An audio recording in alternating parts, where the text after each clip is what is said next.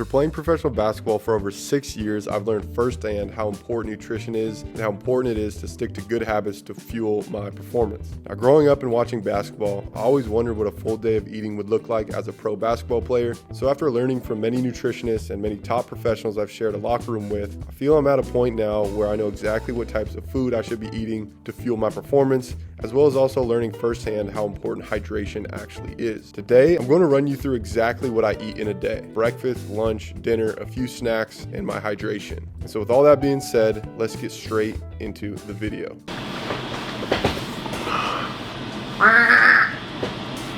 Today, my alarm clock was my wife making duck noises, but we got up around 8 a.m. to start the day. I try to stick to the same routine unless I need to wake up earlier, maybe for a travel day, or we have a really early practice. After getting some clothes on, I head straight into the kitchen to start hydrating properly. I'm a big coffee drinker, but I try to not start straight away with that. To get the best caffeine absorption, in the best, most efficient way, meaning maximize its benefits and kind of negate some of its negatives, it's important to hydrate before. Get some water, get some electrolytes, and then I just throw my creatine in here out of habit, because the caffeine will be slower absorbing if you're hydrated. If you have no water in your body, it's gonna go straight. It can kind of make you jittery, and we don't want that. So here's my little morning mocktail.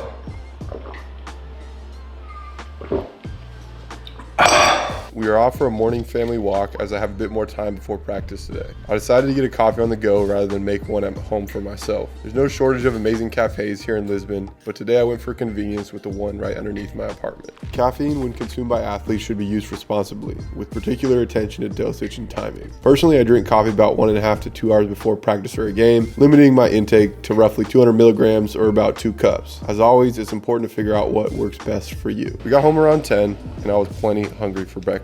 All right, so for breakfast, I like to keep it super simple. Probably about 2 to 3 eggs, half an avocado, and some sort of carb. In my athletic career, I've tried the no bread thing to try and decrease inflammation and all those things. But as an athlete, you have to be kind of dynamic in your diet. You can't be so strict that you're super sensitive to those things. That's at least what I found. Especially, let's say you're on the road. A lot of things are changing in the athlete experience. You have game day, you have different practice times. It's hard to be super hyper consistent. So I like to kind of switch things up every once in a while, just so that I'm more, I guess the word is resilient to changes, right? You want to be kind of anti-fragile in a sense. So I do try and stick with whole foods for almost all my meals, but if I'm going to go something processed, it's going to be some sort of bread, but I try and keep it relatively minimal. So I'll do either half of a bagel or a full bagel today. So I do try and stay away from most seed oils. That's why I'll do something just simple, straightforward like butter. There are some better alternatives, but this is super straightforward. It's easy, probably the most more or less natural. As an athlete, one of the most common questions I get in terms of diet is do I count my calories? What's the ideal amount of calories? I think that's just backwards, because as an athlete, the idea is not to count the calories. Yeah, you could have that data, but it's more so you have to look at food more as energy, right? And you need to eat in a way that provides you with the necessary energy to perform at your best. Simple answer, I do not count calories, right? I choose foods that are high in nutrients that will give me the necessary energy I need to practice and perform at the highest level I can, right? So if you look at this breakfast, we have half of an avocado, high in fat, super high in nutrients, a bagel for the carbs and just the energy, quick release energy, some eggs, protein, nutrients, some strawberries, some natural carbs, and a little bit of sugar. So super straightforward, all natural things. Yeah, screw counting calories. It's not conducive to a healthy mindset or to your optimal performance.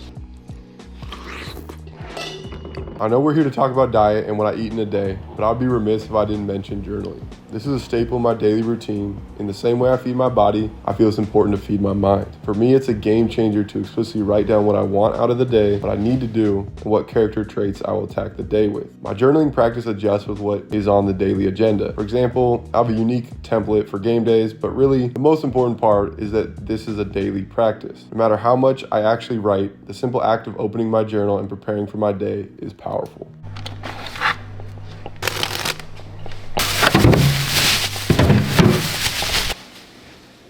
Now, because practice is late today, I do need to get almost like a small lunch in. I don't like to eat a lot before practice. Like, this is my most important workload of the day, so I want to feel light, but I also need energy to sustain me for that whole workout, right? So this is kind of gonna be like a power meal, but not a lot of intense flavors, just pretty bland, honestly, sort of like a bro meal. And we're gonna go with rice and ground beef today.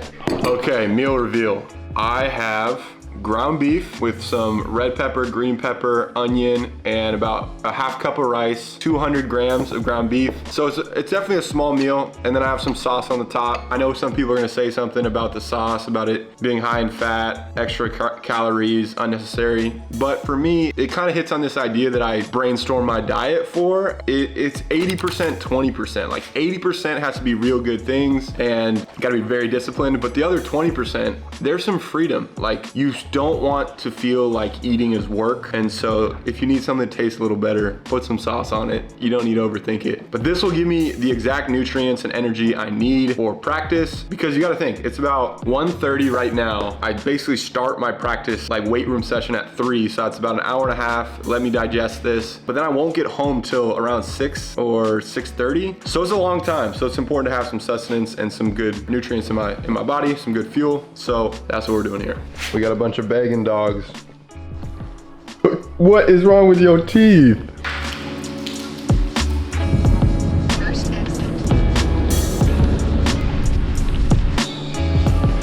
Here's the locker room, the niner.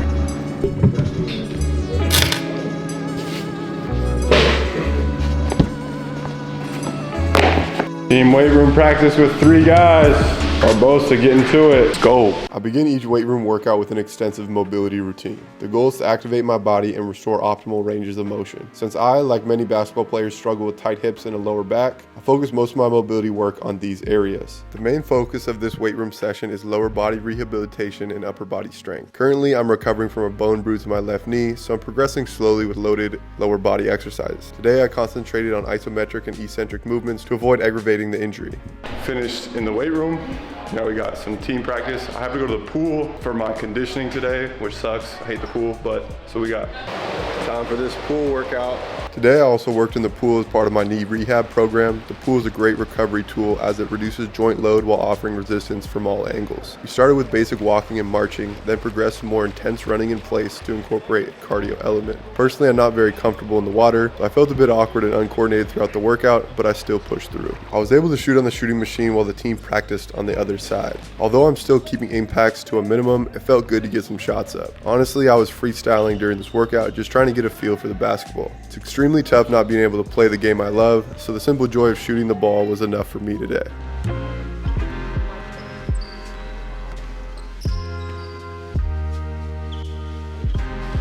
So this is my joint supplement that my nutritionist makes for me after every practice. It's basically a compound that's supposed to support cartilage health, tendon health, and all those things. Probably not the most scientifically proven thing, but you kind of want to check all the boxes when rehabbing from an injury or just recovering in general. So it's not gonna hurt. I don't know how much I would recommend it, but it's something that's in sort of my daily eating and nutrition habits. Okay, so my main go-to snacks are gonna be cashews or some sort of protein bar, an Optimum Nutrition one. I still haven't narrowed down the exact protein bar I like or the one that I think is the best, so I kind of rotate. But today, Optimum Nutrition, I'm gonna eat these so I'm not absolutely starving while I'm cooking dinner. That's never fun. Also, it's great to get protein in after practice. My stomach is actually really sensitive to whey protein powder, soy protein. It gives me really bad stomach aches and makes me feel bloated, so I gotta find my protein in other ways besides just like whole foods and different meats. 20-gram protein bar, you know, it's a little something, but it's what I gotta do. For dinner, we're doing steak, potatoes, and a salad. For me, dinner is always gonna be my biggest meal. Personally, this is not necessarily a recommendation for everybody, but personally, I like to go to bed full. I like to eat my biggest meal at dinner. I know a lot of people are like, you should have your biggest meals earlier in the day so you have energy throughout the day. But when I'm working out and I have a lot of stuff to do, I actually like to feel light and not that feeling of being really full. Dinner's a different story. It's gonna be our biggest calorically dense meal. For the salad, I keep it super basic.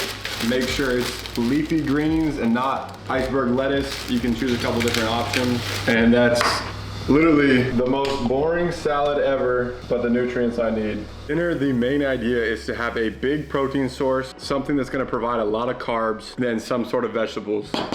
Again, I try and eat this meal not super late at night. I think it's around like 7:30, 8 right now, because you wanna give your body time to digest this food before you go to sleep so you can fully rest. Like, listen, I'm no chef, and I've claimed this. I'm no chef. This steak is for sure overcooked. Potatoes probably undercooked. But the key thing I keep wanting to reiterate is that I am eating for performance and optimization. I'm not necessarily eating for taste, for presentation. There's times and places for that. You know, you go out to eat, stuff like that. I'm no whiz in the kitchen. I'm no chef. I don't claim to be. Anybody can tune up their diet. It just takes a lot of work. It's just more so a matter of, are you willing to spend the time in the kitchen, time at the grocery store, and get conscious foods with your performance in mind. Typically during dinner, if it's not a family dinner, I'll watch some other YouTubers. For the last year or so, Nick Bear has been one of my biggest role models in terms of what I want to achieve, and so I'm always catching up on his new videos when possible. I'm obsessed with people that share their journeys of both training and life. You guys gotta stop begging. Some begging dogs.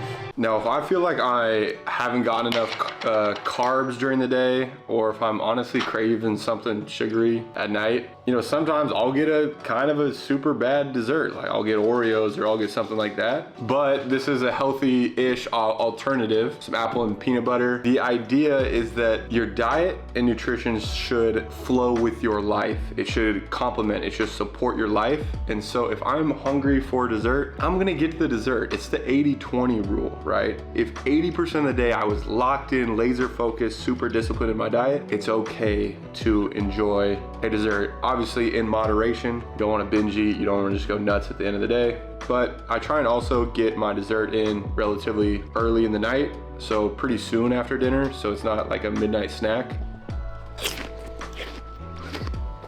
And then the last thing that I would be remiss if I didn't hit on is your hydration. It's all about just drinking a ton of water and mixing in some electrolytes every once in a while to make sure you're getting the micronutrients, sodium, potassium, stuff like this. But honestly, if you think you drink a lot of water, you can always drink more. It's a pretty basic thing. Just if you're drinking, 2 liters of water, drink 3. If you're drinking 3 liters of water, drink 4. It's just a matter of always being conscious of it. And so, yeah, that's kind of the idea. Hopefully this video was super educational for you guys and you got some good hydration and nutrition takeaways that you can apply to your own diet as a basketball player or as an athlete in general. The goal is to be a little bit better each day, and nutrition is a great way that we can do that for ourselves and prioritize our development. So a quick caveat is not every day is like this. I have good days and bad days, but again, the goal is 80% of the time I'm having good days, and 20% of the time, maybe I need to take a step back and reevaluate and be better the next day. So I'm gonna provide you guys with a super quick condensed PDF of all my nutrition and hydration principles that I outlined in this video. If you want access to this, you just need to subscribe to the newsletter. It's super basic. Put in your email, completely free, and you'll get a PDF with my nutrition and hydration guidelines and include all the workouts I've shared in my journey as a pro basketball player. So it's super basic. Just put your email and that's it. Hopefully you guys learned a lot and have some good takeaways. Yeah, like always, get uncomfortable and live atypical. Cheers.